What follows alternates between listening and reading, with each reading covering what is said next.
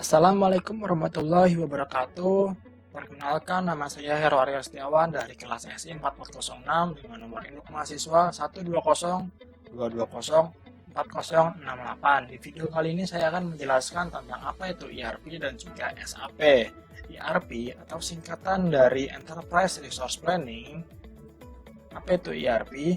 Menurut O'Brien, pengertian ERP adalah software lintas fungsi terpadu yang merekayasa ulang proses manufaktur, distribusi, keuangan, sumber daya manusia, dan proses bisnis lainnya dari suatu perusahaan untuk memperbaiki efisiensi, kelincahan, dan profitabilitasnya.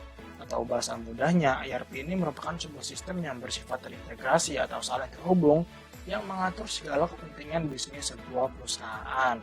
Nah, ibaratnya ini ada sebuah perusahaan, mereka memiliki 1, 2, 3, 4, 5, 6 atau bahkan lebih divisi di mana mereka ini saling terhubung satu sama lain bekerja untuk satu tujuan perusahaan. Nah, untuk SAP, apa itu SAP?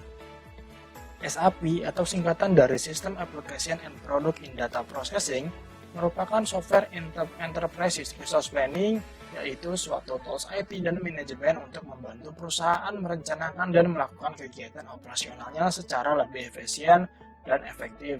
Gambarannya itu kalau misalkan ERP ini merupakan sistemnya, sistem cara kerjanya, sedangkan SAP ini merupakan software untuk membuat sistem ERP sendiri.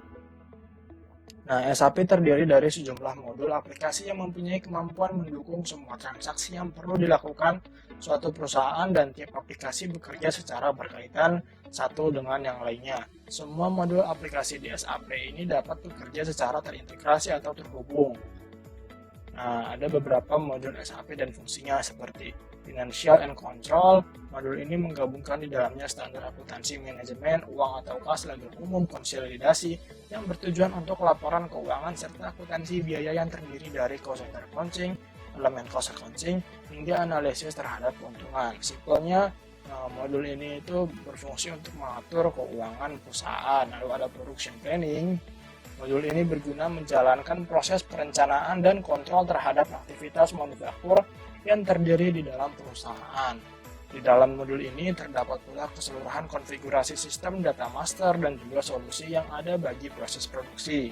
Jadi modul ini tuh yang merencanakan tentang proses produksi. Lalu material manajemen bertujuan untuk membantu menjalankan proses pembelian serta manajemen inventaris dan mencatat hal penting setiap harinya. Modul ini berintegrasi penuh dengan modul-modul lain dalam sistem SAP lainnya. Lalu ada Sales and Distribution. Modul ini membantu meningkatkan efisiensi dari berbagai aktivitas operasional perusahaan yang berkaitan dengan proses yang dilakukan terhadap pesanan dan pembeli, seperti halnya penjualan, pengiriman, dan penagihan. Jadi modul ini itu bertugas untuk mengatur penjualan dan juga mengatur distribusi. Lalu ada Human Resource, berguna untuk mengadakan integrasi terhadap rangkaian proses yang terjadi dalam Departemen Human Resource, mulai dari registrasi, administrasi karyawan, manajemen waktu, pembiayaan perjalanan kerja, hingga pemenuhan gaji. Lalu ada modul CRM atau Customer Relationship Management yang berguna untuk menyediakan informasi yang lebih baik terkait analisis mengenai hal-hal yang akan menjadi perusahaan sebagai pelaku bisnis lebih mengerti akan kepuasan konsumennya. Lalu ada Quality Management yang membantu melakukan pengecekan terhadap kualitas dari rangkaian proses yang terjadi di dalam logistik. Lalu Project System berguna untuk mempermudah adanya integrasi terhadap keseluruhan proses dari perencanaan, proyek eksekusi, dan pengontrolan. Nah, lalu di dalam modul-modul tersebut terdapat submodul atau bisa dibilang bagian yang lebih rincinya lagi seperti Financial Accounting.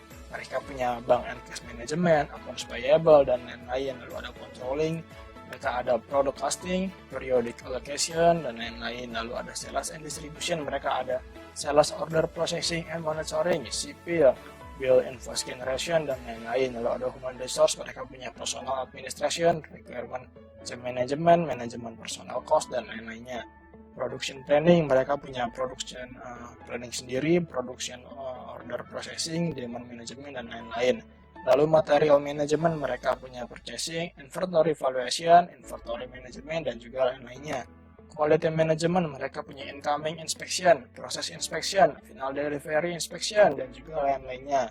Lalu proyek sistem, mereka punya proyek planning, proyek monitoring, proyek costing, milestone-based billing, handling of PBS elements.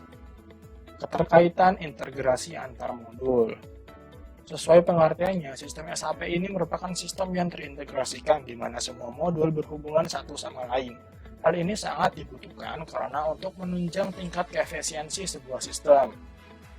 Contoh keterkaitan integrasi antar modul, seperti modul proyek sistem dengan modul manajemen material. Saat adanya sebuah proyek sistem baru, modul proyek sistem harus menanyakan ketersediaan material yang dibutuhkan untuk menjalankan proyek baru kepada modul manajemen material. Lalu contoh keduanya seperti manajemen material dengan modul financial and controlling. Ketika modul MM ini manajemen material, kehabisan material dan mereka bisa melapor ke modul FICO atau financial and controlling untuk keperluan dana dan untuk membeli material yang dibutuhkan. Jadi penjelasan mudahnya itu saat sebuah perusahaan ingin membuat sistem baru, ya divisi proyek sistem yang bertugas itu mereka menanyakan tentang material kepada manajemen material, ada nggak material yang dibutuhkan untuk kelangsungan berjalannya proyek ini.